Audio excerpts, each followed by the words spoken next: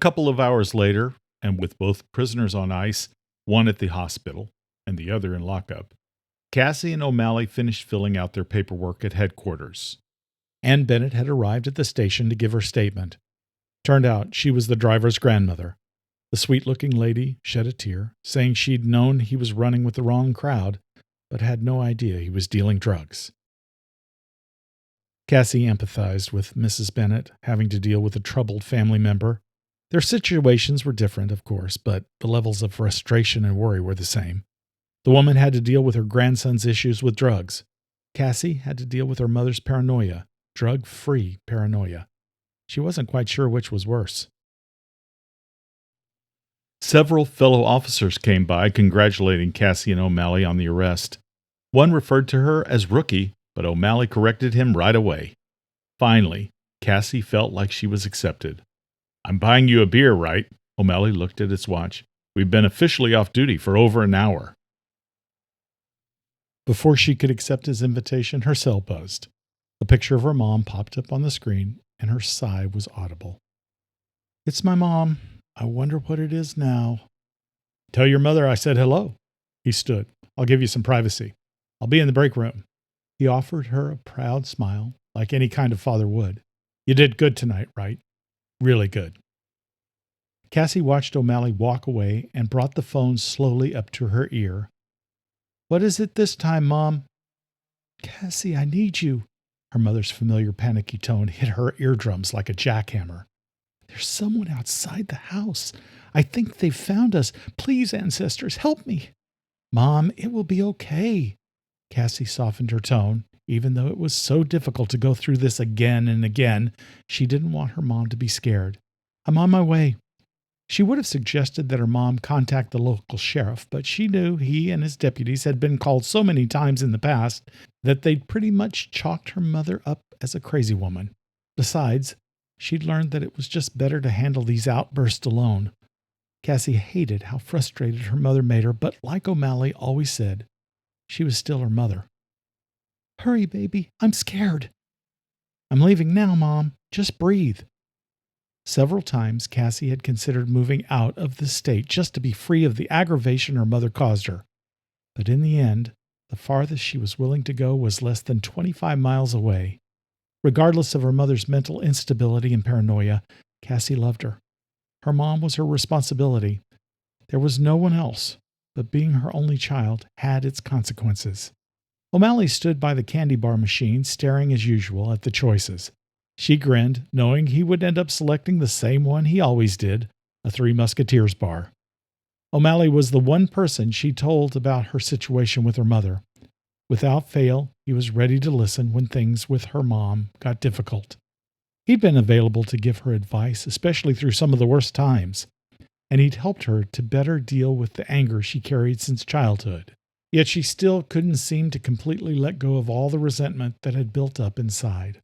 O'Malley always assured her that in time she would. Cassie wasn't so sure.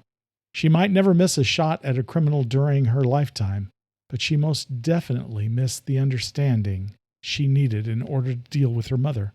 "I have to take a rain check on that beer," she told him and shrugged.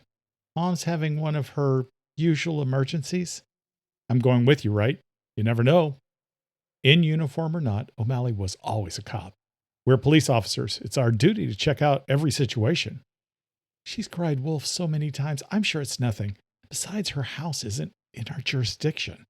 "Doesn't matter, Officer Wright. I'm still going." He turned and looked at her, a face she couldn't argue with. "Okay, you do seem to bring out the best in Mom, and she always keeps beer in the fridge." He smiled wide. "I knew I liked that woman for a reason. I'll drive." "Fine with me." Cassie knew how proud O'Malley was of his Ford F-150. He'd only had it for 2 weeks, and it still had that new car smell. O'Malley steered the truck out of the station's parking lot. "I heard about your coffee date with Ranger Wade." Cassie immediately rolled her eyes. "You can't keep a secret in our station, can you? It wasn't really a date." She'd met Texas Ranger Alan Wade 3 days ago at the firing range. When Wade had suggested they meet for coffee the next day, she decided to accept. He was certainly good looking, 6'5", blonde hair and blue eyes, square jaw. Cassie was no slob. She had inherited her mother's dark wavy hair and green eyes, and had been in shape even before the academy. Still, she couldn't help but feel a twinge of insecurity at his interest. Her love life was pretty much non-existent. Why? Probably because when things got too serious, she knew she would have to eventually introduce her dates to Mom. Best to remain single. Coffee! O'Malley grinned, stopping at the last traffic light inside the city limits. One-time thing then. Just friends? Or did he ask you out again? We're having dinner tomorrow night. Friends dinner or romantic dinner? O'Malley prodded. Cassie felt her cheeks burn from embarrassment. I don't know for sure. I'm just glad you're giving it a chance, right? You deserve good things. At least he wasn't going to tease her about it. It's past time for me to get out of my shell and start acting like a normal person. You're a cop. You won't ever be completely normal. Just be careful with this ranger, kiddo. O'Malley pulled away from the traffic light, speeding along the road to Murchison. Why would you say that? Cassie would have thought he'd be happy she was with a fellow law enforcement officer. Just being overprotective with you, I suppose. Like a real dad. Don't worry, I ran a background check, even looked him up on Google. Then he must be okay. His sarcastic tone could not be missed, and neither could the devilish wink that followed. Cassie couldn't help but smile, once again knowing how lucky she'd been the day he chose her to be his partner. What about you? Have you checked out any of the dating sites I showed you? I'm old-fashioned. Meeting a woman over the internet is just not my style. She'd given up hope that O'Malley and her mom might start dating long ago. He was the one person who didn't judge her mother for her far-fetched stories. Even though he was divorced and her mom was single, his offers to go to dinner were never accepted. Too dangerous, Cassie, her mom always told her. My only job is to make sure you remain safe. I can't be distracted by romance. O'Malley had finally given up settling for friendship with her mom. It was obvious he was attracted to her by what he had said the day they'd first met. Your mom doesn't look a day over 30. She's beautiful. If I didn't know better, I would think you were sisters. Funny, Cassie thought, since her mom claimed to be hundreds of years old. Yet another figment of her mom's overactive imagination.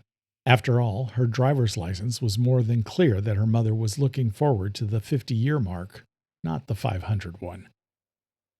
You've been listening to Morvicti Execution, Episode 2, The Cry of the Wolf. New episodes drop every Monday and Friday, or you can binge the full series early on patreon.com/Lee Swift. If you're enjoying the story, subscribe, share, and hit the notification bell to stay in the loop. Thanks for listening. See you next time.